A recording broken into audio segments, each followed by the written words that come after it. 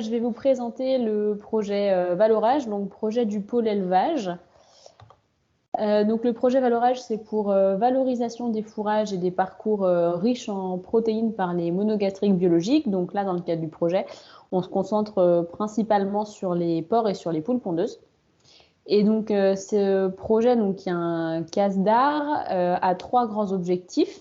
Le premier, c'est de mieux connaître les pratiques utilisées actuellement en élevage. Donc comment est-ce que les fourrages sont utilisés actuellement. Donc, quand je dis fourrage, c'est à la fois les fourrages qu'on peut apporter aux animaux, donc le foin, l'enrubanage, l'ensilage, etc., mais également le pâturage par les porcs et par les volailles.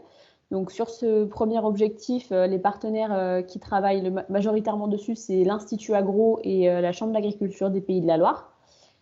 Le deuxième grand objectif, c'est d'évaluer la valeur nutritionnelle de ces fourrages, parce qu'en fait, même si c'est un peu utilisé en élevage, pour l'instant, il n'y a pas de données qui donnent une réelle valeur nutritionnelle de ces fourrages. Et donc, c'est la partie sur laquelle je suis impliquée du coup pour l'ITAB avec IBB, Initiative Bio-Bretagne et l'INRAE. Et donc, le dernier objectif, c'est des essais de conduite en ferme pilote. Donc, en fonction des différents fourrages qui auraient pu ressortir et être les plus intéressants au niveau des deux premiers objectifs, c'est de tester en fait différents types de conduite alimentaire, que ce soit en utilisant des fourrages apportés ou du pâturage dans différents types d'exploitation, donc de porcs, donc à la fois sur des truies reproductrices, sur des porcs en engraissement et également sur des poules pondeuses. Donc, voilà pour les principaux objectifs du projet. Je vais les reprendre un petit peu objectif par objectif. Donc la première action qui correspond au premier objectif, qui est de mieux connaître les parcours, mieux connaître les pratiques associées au parcours et au fourrage en élevage, et ainsi que les représentations que les acteurs peuvent avoir de ces pratiques-là. Elle a plusieurs sous-objectifs. Donc le premier, c'est de répertorier les pratiques existantes dans plusieurs zones pédoclimatiques. Donc dans ce cadre-là, il y a une étude qui a été réalisée sur 6 régions françaises sur la variabilité des pratiques et qui démontre qu'en fait, globalement, au niveau de précision auquel est allée l'étude, il y a peu de différences qui sont constatées au niveau des pratiques d'utilisation des fourrages dans les différents types d'élevage. Et par contre, il y a une étude plus poussée qui a été mise en place sur la comparaison des pratiques entre la Bretagne et les Pays de la Loire, donc à la fois en élevage de porcs et en élevage de poules pondeuses. Et donc, je vais me concentrer un peu sur ces résultats par la suite pour vous donner les grandes lignes.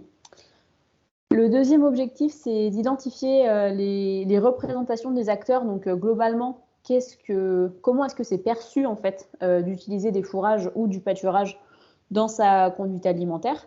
Ça, c'est des enquêtes qui sont actuellement en cours, gérées par un groupe d'étudiants d'Agro Campus Ouest.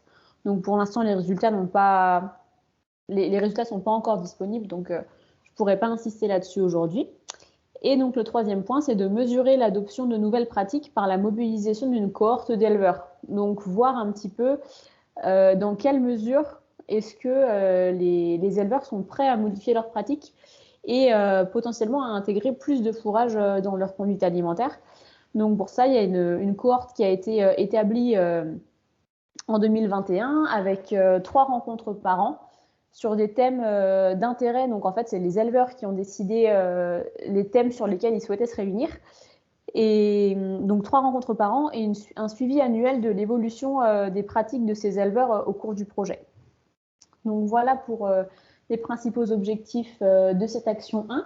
Et donc je vais vous présenter rapidement les résultats de la comparaison des pratiques entre la Bretagne et les Pays de la Loire, à la fois pour les élevages de porcs et de volailles. Donc je vais être très succincte. En commençant par les poules pondeuses.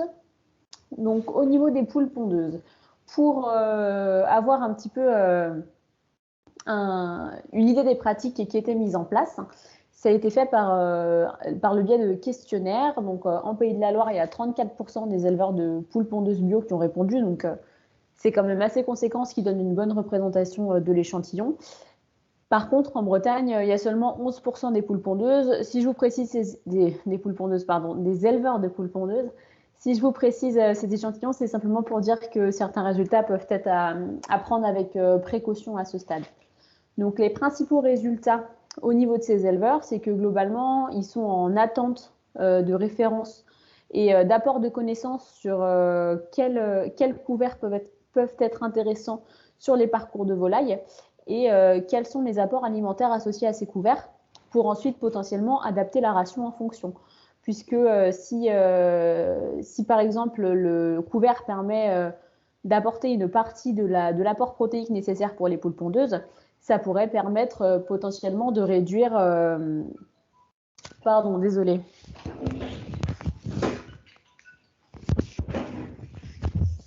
Excusez-moi. Ça pourrait permettre potentiellement de réduire la part de protéines apportée dans la ration. Ensuite, ils ont également des motivations qui sont variées pour utiliser ces couverts ou ces fourrages. C'est une place importante du bien-être animal. C'est également une conviction de la part d'une partie des éleveurs bio et l'image que la société peut porter sur ça. Et donc, les parcours, par contre, il faut faire attention pour qu'il y ait une bonne exploration du parcours à les aménager correctement. Globalement, les fourrages les plus utilisés en poules pondeuses, c'est les foins et les blocs à picorer. Pour la partie porc, les principaux résultats, on a une bonne représentativité de l'échantillon à la fois en Pays de la Loire et en Bretagne.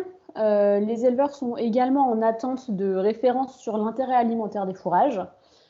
Ils ont également plusieurs motivations pour utiliser des fourrages dans l'alimentation des animaux. Le pâturage est mis en place en général plus par conviction des éleveurs en termes à nouveau de bien-être animal. Et il y a également des fourrages qui sont valorisés dans l'objectif de limiter les déchets, les invendus ou les coproduits issus des autres ateliers de l'exploitation.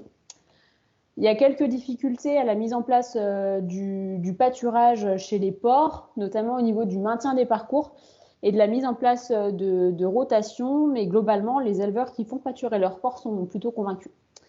Et donc, les principaux fourrages qui sont utilisés, c'est le foin, l'enrubanage, la paille et également donc, la valorisation des déchets, entre guillemets, des autres ateliers. Le deuxième grand objectif de ce projet Valorage, c'était de déterminer l'intérêt nutritionnel des fourrages. Donc, comment est-ce qu'on fait ça? Il y a plusieurs grandes étapes qui sont suivies dans cette deuxième action qui correspond au deuxième objectif.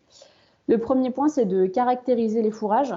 Donc pour cela, en fait, on réalise des analyses chimiques pour avoir la composition chimique de chacun des fourrages et des aminogrammes pour avoir la composition en acides aminés de chacun des fourrages. Et donc, à cette étape-là, on sélectionne un certain nombre de matières premières, donc de fourrages, qui vont être évalués. Donc ces fourrages, ils peuvent être purs ou mélangés. Donc il peut y avoir une ou plusieurs espèces avec une ou plusieurs variétés. Ils sont également collectés à différents stades de récolte, donc certains plus précocement que d'autres, et avec des modes de conservation qui sont différents. Donc par exemple, foin, ensilage ou enrubanage. Donc ça fait un panel de fourrage assez conséquent sur lesquels des analyses chimiques sont réalisées. Ensuite, il y a une évaluation de la valeur nutritionnelle de ces fourrages. Donc une fois qu'on a la composition chimique, la valeur nutritionnelle va dépendre en fonction de la digestibilité de ces fourrages par les animaux. Donc là, il y a des mesures de digestibilité qui sont réalisées in vivo, à la fois sur les porcs et sur les coqs pour la partie poule pondeuse, et ce qui permet de voir globalement quelle est la part de l'aliment qui peut être réellement valorisé par les animaux. Et le troisième objectif, c'est d'élaborer des données tables pour rendre ces informations disponibles et utilisables par les agriculteurs. Et donc, le dernier point, dernier grand objectif de ce projet, c'est de co-construire des conduites alimentaires qui intègrent des parcours ou des fourrages distribués qui soient à la fois innovantes et également applicables facilement sur le terrain. Donc, pour cela, le premier point, c'est de co-concevoir ces conduites alimentaires en valorisant les parcours et les fourrages. Le deuxième point, c'est d'évaluer ces différentes conduites sur différentes fermes expérimentales. Donc pour cela, il y a 4 élevages de porcs qui ont été sélectionnés et 5 élevages de poules pondeuses. En porc, on évalue différents types de conduites alimentaires. Donc il y a de l'apport de fourrage et ou du pâturage, alors qu'en volaille, c'est essentiellement du pâturage qui est évalué. Et donc, dernier point, suite à ces essais en ferme, il y a une évaluation multicritère des différentes modalités qui est réalisée pour établir ensuite des préconisations dans l'utilisation des fourrages par les éleveurs. Et donc, les différentes données qui vont être collectées sur les essais qui n'ont pas encore débuté, ça va être un suivi du comportement des animaux, dont tri alimentaire et exploration. Est-ce qu'ils explorent bien le parcours et est-ce qu'ils mangent, par exemple, seulement certaines des espèces présentes dans la prairie.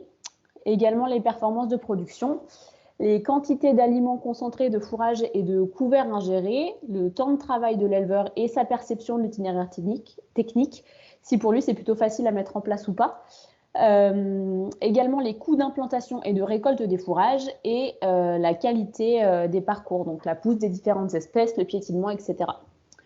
Donc j'ai essayé de assez rapidement vous faire un tour des principaux objectifs de ce projet. Je vous remercie pour votre attention et n'hésitez pas si vous avez des questions.